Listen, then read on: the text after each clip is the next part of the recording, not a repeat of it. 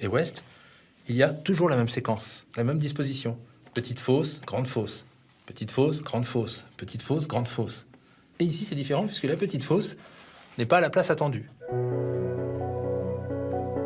La logique voudrait que les 4 fosses soient exactement semblables. Alors que s'est-il passé ici? S'agit-il d'une erreur des bâtisseurs ou a-t-on intentionnellement modifié la disposition prévue à l'origine? Pour le savoir, les scientifiques cherchent l'empreinte éventuelle d'un tout premier creusement.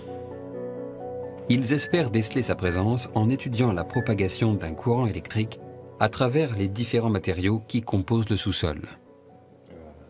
La question qu'on se pose, c'est de savoir quelles sont les structures qui vont pouvoir être révélées en fonction de ce qu'ont fait les maçons à l'époque, quels sont les différents types de matériaux qu'ils ont utilisés pour éventuellement combler des excavations préexistantes, pour construire ces latrines qu'on connaît bien. Pour savoir s'il y avait un changement de plan ou quelque chose qui avait été condamné ou comblé.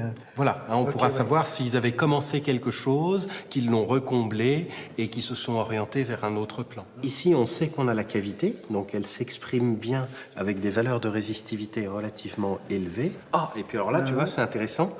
Après ces matériaux très homogènes et nettement moins résistants, on voit à nouveau apparaître une anomalie plus résistante. Donc ça se trouve à peu près ici.